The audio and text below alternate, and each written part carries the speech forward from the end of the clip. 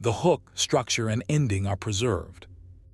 A hand shot out of the dark and seized the leather of a stirrup. The horse reared.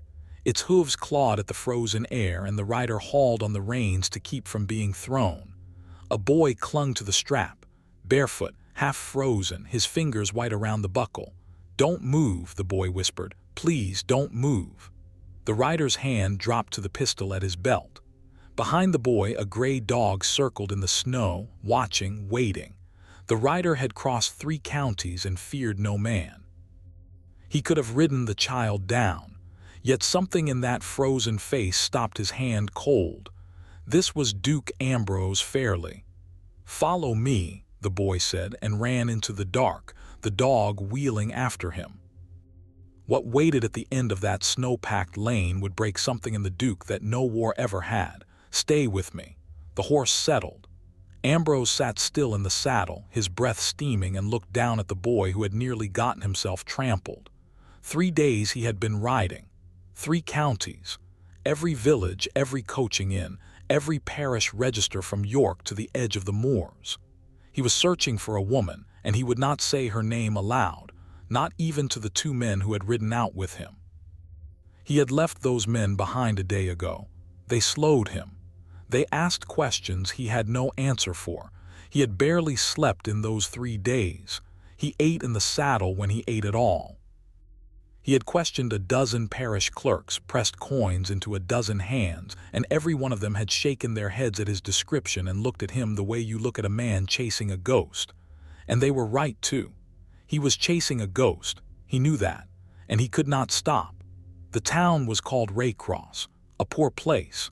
Frost on every roof, ice in the ruts, a market square that sold nothing in the dead of winter. Ambrose had meant to water the horse and ride straight through before the light failed. Then a hand had come out of the dark. "You," he said, "you followed me from the well." The boy nodded. He was small. 9, maybe 10, though hunger made it hard to tell. No coat, no shoes. His feet were blue where they showed against the snow. And still he stood there, one hand on the stirrup, looking up at a man on a tall horse as if the horse were nothing at all. "I did, sir," the boy said. "I have been waiting for you." Ambrose almost laughed. "Waiting for me? You do not know me, boy." "No, sir." A pause, "but she does." Something cold moved through the Duke that had nothing to do with the weather. Behind the boy, the gray dog had stopped circling. It stood in the middle of the lane now, facing away, its head turned back over its shoulder toward them, waiting, like it knew where they were going and could not understand why they were not moving. "That is a wolfhound," Ambrose said, anything to steady himself. "Where does a barefoot boy find a wolfhound?" "He found me," the boy said. "His name is Bracken. He was hers first. Then he was ours." Hers, ours. The boy kept saying small words that meant nothing and everything at once. A duke does not follow a stranger into the dark. Ambrose Fairley had learned that in the army and never forgotten it. Men who followed strangers into the dark came back missing their purses or did not come back at all. He had a pistol. He had a good horse under him and open road ahead. The sensible thing was to ride on, but he had crossed 3 counties on the strength of a rumor. A traveler at an inn, drunk and half asleep, had muttered something about a woman near the moor towns. A woman who wore a ring she had no business owning, a ring with a swan on it. The swan was the Fairley crest. That was why Ambrose was here. That single slurred word from a drunk man, dropped across a tavern table 2 nights ago, had lifted him out of his chair and put him back on the road before the man had even finished speaking. He had not questioned it. A wiser man would have. A dozen women in a dozen towns might wear a stolen ring. But something in him, some old buried thing he had spent 11 years pressing down, had stood up at that word and refused to sit back down. And now a barefoot boy stood in the snow, telling him she was waiting. "Take me to her," Ambrose said. His voice came out rougher than he meant it to. The boy's whole body seemed to loosen as if he had been braced against a no for hours. "This way, sir, and please, when we get there, do not shout. The roof is not steady." Then he turned and went, and the dog broke into a trot ahead of him, and Ambrose swung down from the saddle because the lane was too narrow and too steep for a horse. He led the animal by the reins and followed a child through a town he had never seen. They passed the church. They passed a row of almshouses with broken shutters, where the old and the poor of Raycross were left to get through the winter or not. One candle burned in a window. An old woman watched them go by and said nothing. Behind another shutter, a baby cried and was hushed. This was a town that had learned not to look too hard at strangers in the dark, because looking cost you, and these were people who had nothing left to spend. "How long has she been here?" Ambrose asked. "In Raycross, 2 winters." The boy did not slow. "In the ground since this morning." Ambrose stopped walking. "In the ground." The boy turned. His face in the dark was very calm, the way children go calm when they have been frightened too long to feel it anymore. "The cellar fell, sir. The old root cellar behind the almshouse. A beam came down. She is under it. She has been under it since morning, and I cannot lift it, and nobody in this town will help a woman who begs, so I went out to the road to find a big enough man." He looked at Ambrose's shoulders, his height, the sword at his hip. "You are the biggest man I have seen all day." "You went to every door first," Ambrose said. It was not a question. He could see it now, the whole shape of the boy's day. "Before the road. You knocked on every door in this town." Thomas looked away. "The baker threw water on me. The man at the forge said she should have thought of that before she chose to beg." He said it flatly, without heat, the way a child reports weather. "So I stopped knocking, and I went and watched the road instead. Because a man on the road does not know yet that we are the kind of people you throw water on. He has to look at your face first." Ambrose said nothing. There was nothing to say to that. He had spent his life on the other side of doors like those. That was all it was to the boy, a big enough man. He had no idea who Ambrose was. He had no idea what a duke even was, or that dukes did not dig in frozen ground for beggar women. He had simply watched the road until a large man came down it. And Ambrose Fairley, who owned 3,000 acres and a seat in Parliament, ran the last of that lane behind a barefoot child. The root cellar was a black hole in the side of a rise behind the almshouses. Snow had drifted over the collapsed roof.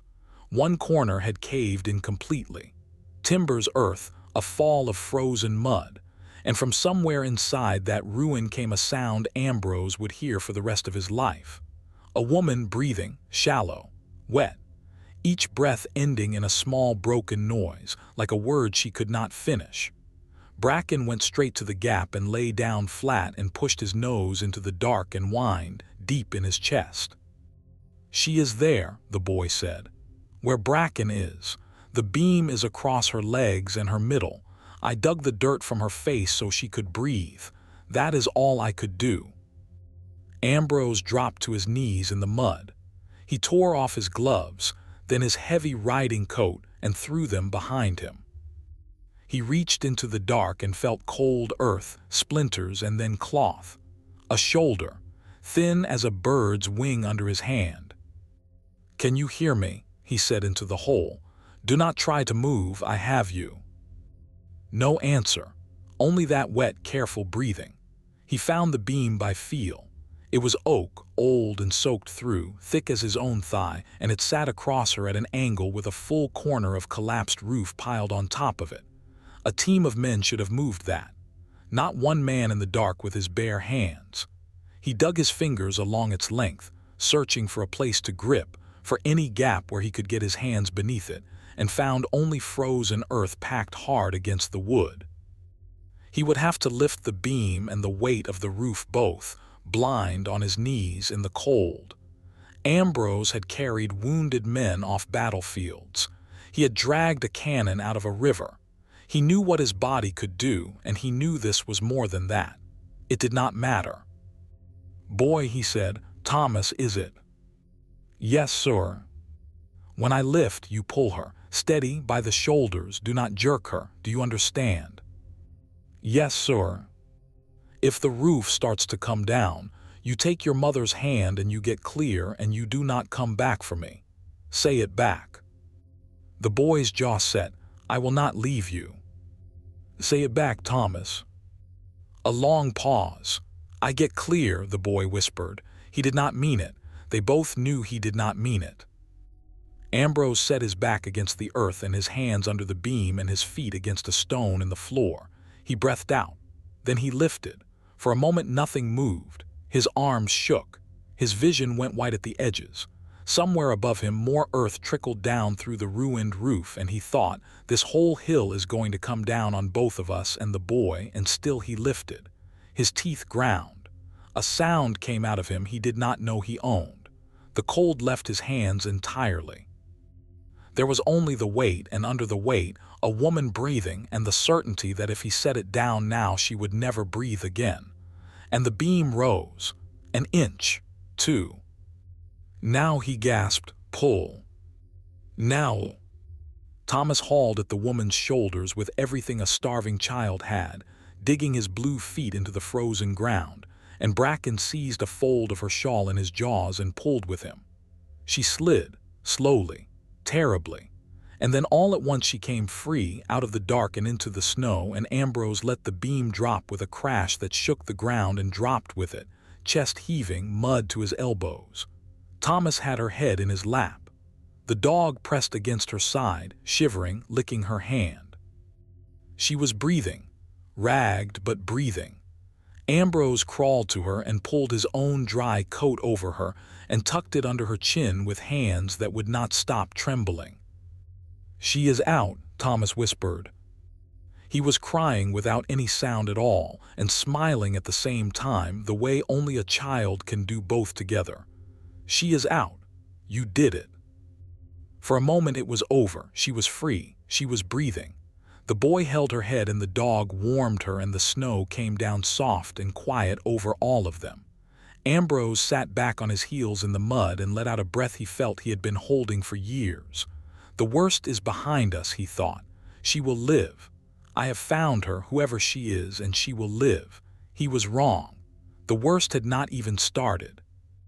Because just then the moon slid clear of the clouds, and its light fell white and cold across the woman's outstretched hand. There was a ring on her finger. Ambrose went very still. He reached out and, gentle as he had ever touched anything, wiped the mud from her hand with his thumb. The ring came clear, gold, worn thin, too fine for a beggar, and stamped into the face of it, small and unmistakable, a swan with its wings raised. The Fairly Swan. The ring his own mother had worn. The ring he had put on a young woman's hand himself in a chapel with no guests by candlelight 11 years ago, before the world came apart.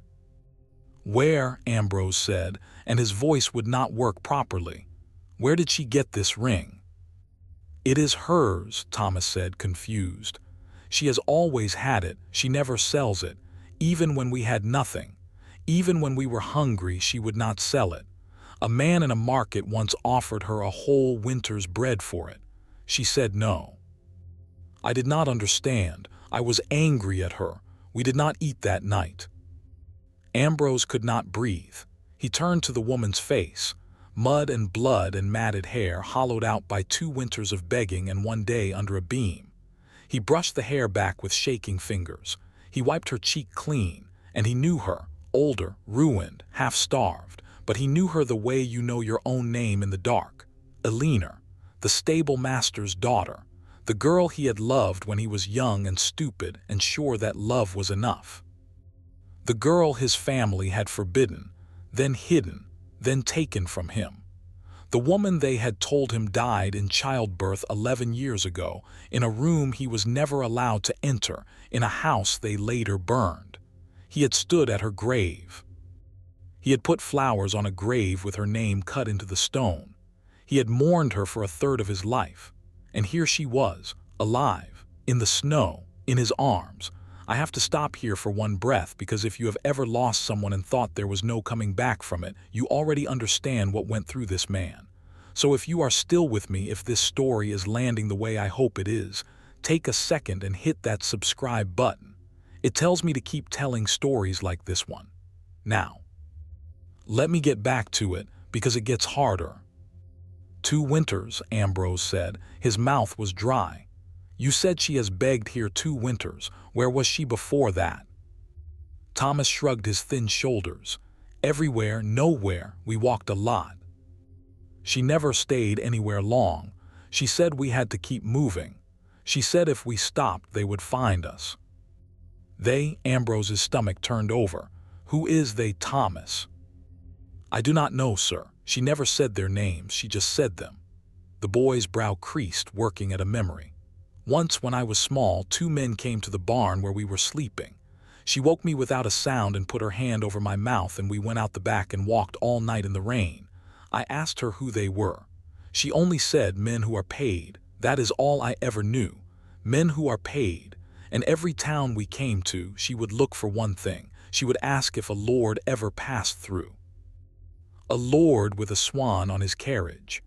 The boy looked down at the unconscious woman. She was looking for a man my whole life. She was looking for a man with a swan, and she never found him, and I stopped believing there was one. I thought she was telling herself a story to keep warm. I am sorry, sir. I thought my mother was lying. She was not lying, Ambrose said. He could barely get the words out. She was telling you the truest thing there was. They had lied to him, his mother, his uncle, the family lawyer with the soft voice.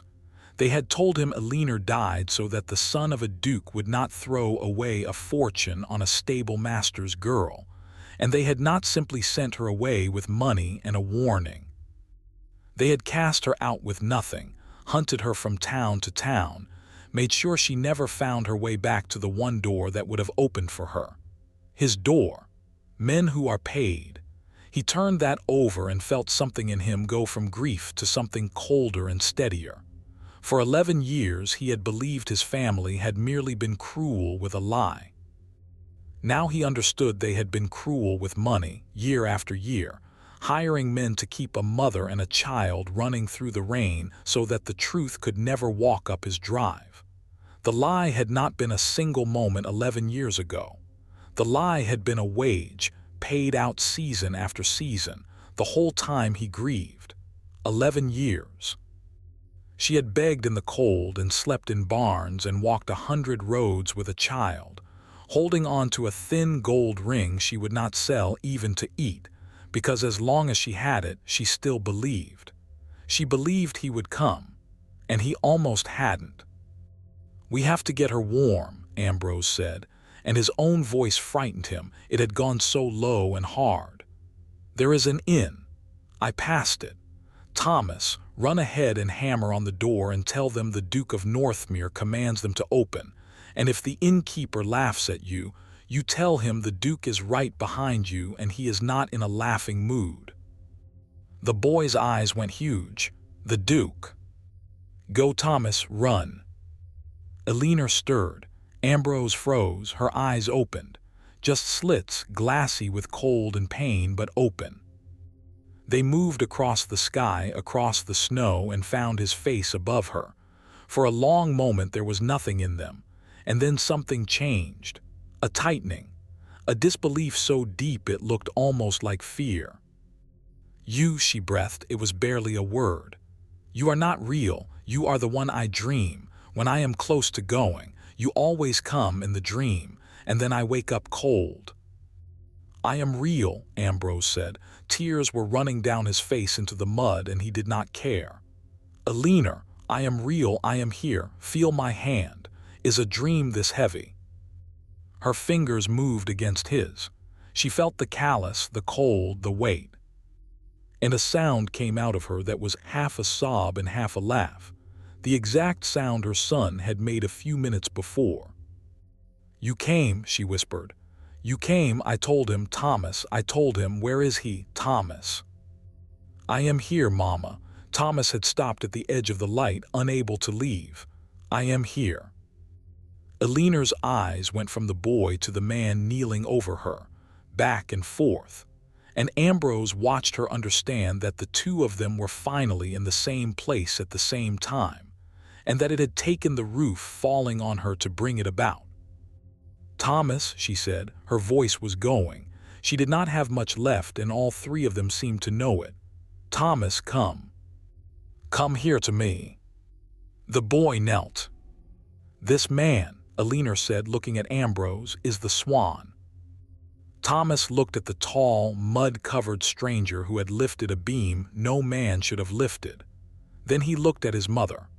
Then, slowly, he reached out and touched the ring on her hand, the Swan he had known his whole life, and he said the one quiet sentence that finished the Duke completely. "He is my father," Thomas said. "Isn't he, the one you said would come?" Ambrose fairly had answered a king.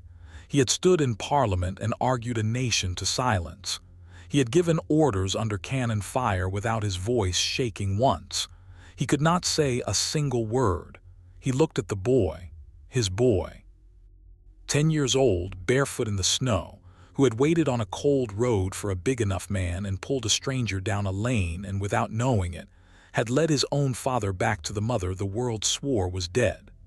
The boy who had his mother's eyes, and Ambrose saw now with a jolt, the fairly brow, the same one that looked back at him from 100 portraits in a house Thomas had never seen. Bracken pushed his great gray head under Ambrose's hand. Even the dog. Eleanor had raised the boy with a dog she called by the name of the moor grass, and Ambrose remembered all at once, a wolfhound pup he had given her the summer they were young. Bracken was that pup's blood. Of course he was. She had kept everything. She had kept the ring, the boy, the dog, and the belief. She had lost everything else and kept those 4 things. "Say something," Eleanor whispered, almost smiling. "You were never this quiet." Ambrose gathered her up out of the snow, coat and all, and stood, holding her against his chest like she weighed nothing, though every muscle he had was spent. Thomas rose with them, one hand fisted in the Duke's sleeve, refusing to let go now that he had a hold. The dog circled once and led the way, the same as before, herding them all up the lane toward the light. "I have nothing to say," Ambrose finally managed. "That is big enough. So I am going to spend the rest of my life saying it in small pieces, starting now. Starting with getting you warm." And he carried the woman 3 counties had told him was dead back up the frozen lane, with their son holding his sleeve and the dog leading them home. The innkeeper did not laugh. He took one look at the Duke's face and threw open every door in the place. They put Eleanor by the fire in the best room and sent the stable boy running for the town's only surgeon, and Ambrose paid the man 10 years' wages to save the woman on the bed and not to ask who she was. Her legs were broken, both of them, from the beam, 3 ribs. Fever came in the night and stayed for 4 days, and for 4 days Ambrose fairly did not leave the room. Dukes do not sit up with the sick. Servants do that. He sent every servant away and did it himself, changing the cloth on her forehead, holding water to her lips, listening to her breathe. Thomas slept in a chair on the other side of the bed with Bracken across his feet and would not be moved, and Ambrose did not try to move him. On the 5th morning the fever broke. Eleanor woke clear-eyed for the first time and found the Duke asleep in a hard chair with his head against the wall and his hand still holding hers, and their son curled up with a wolfhound in the light of the window, and she lay there a long while just looking at the 3 of them, the way you look at something you had stopped letting yourself want. There would be a reckoning with his family. There was. Ambrose rode back to the great house alone 1 week later and stood in the room where his mother and his uncle had told him, 11 years before, that Eleanor was buried. He laid the thin gold ring on the table between them so they would understand exactly what he knew. His mother wept and called it mercy, what they had done, saving him from ruin. His uncle called it duty. Ambrose listened to all of it in a silence far more terrible than shouting, and when they were finished, he told them quietly that the woman they had left to beg in the snow was now the Duchess of Northmere, that the boy they had thrown away was his heir, and that neither of them would ever again set foot under a roof he owned. Then he took the ring off the table and he left, and he did not look back, and that was the end of it. There was a wedding after all, a real one this time with the whole county watching, because Ambrose wanted every soul who had ever turned a leaner from a door to see her walk through the biggest door in the Shire on his arm. She could not walk yet, in truth. Her legs would never be fully sound. So he carried her down the aisle, the same way he had carried her up the lane, and no one dared say a word about it, and Thomas walked ahead of them scattering nothing at all, because he had refused the flowers and asked to lead Bracken instead. The dog wore a collar of Northmere blue. The boy wore his father's brow and could not stop grinning. They asked the boy later how he had known. A crowded county dinner, some lord's wife, half a joke. How did you know, child, that the strange man on the road was the one your mother waited for? You could not have known. It was only luck. Thomas thought about it. He was better fed now, taller, but he still went barefoot in the house when no one made him wear shoes, because 2 winters of it does not leave a person. And he shook his head. I did not know he was my father, he said. I only knew we needed someone strong, and he was the strongest man on the road. He looked across the table at the Duke, who was listening. But Bracken knew. The dog would not settle all day. He kept running to the road and back. He picked the man. I only held the stirrup. Whether that was true, whether a dog can carry the memory of a hand that fed it a summer 11 years gone, Ambrose never decided. He only knew that a gray wolfhound had circled a stranger in the snow and herded him down a lane toward the one thing he had crossed 3 counties to find and had not been able to name. Elinor lived. That is the plainest and best thing to say about it. She grew strong in her way. She never fully trusted a warm room or a full table, and some nights Ambrose would wake and find her at the window watching the road as if she still had to be ready to run, and he would go and stand beside her until she remembered she did not, and lead her back. She kept the ring on her hand until she was very old, and then she put it on the hand of Thomas's own daughter and told her the whole story, the beam and the boy and the big man on the road, and the dog that would not settle.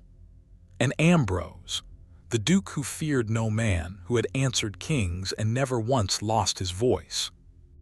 To the end of his life, if you asked him about that night in Raycross, about the lane and the cellar and the moment the moonlight found a swan on a beggar woman's hand, he would open his mouth to tell you. And then he would stop, and his eyes would fill, and he would find every single time that there were still no words in him big enough, so he never told it. He let Elinor tell it, and Thomas, and later their grandchildren, all of them arguing happily over the details by the fire. He would just sit in the good chair with a gray dog's grandson across his feet, and listen to his family tell the story of the night a barefoot boy grabbed his stirrup in the dark and said, "Don't move, follow me." And every time it reached the end, the Duke went quiet.